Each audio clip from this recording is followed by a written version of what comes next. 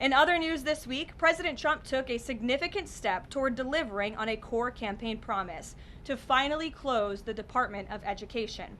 To shrink the bloated federal bureaucracy, the Department of Education just entered into new interagency agreements with 4 agencies: the Departments of Labor, Interior, Health and Human Services, and State.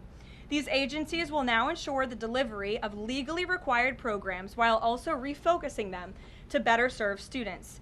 This common sense action brings the Trump administration much closer to finally returning education where it belongs, at the state and local level, not in Washington, D.C. The Democrats' reckless 43-day government shutdown did manage to do one valuable thing. It proved that America does not need a federal Department of Education. During the longest shutdown in history, the Department of Education furloughed 90% of its staff, and America's education system was not impacted whatsoever. Schools stayed fully open across the country. Students attended class and received normal in-person instruction, and our wonderful teachers received their paychecks uninterrupted.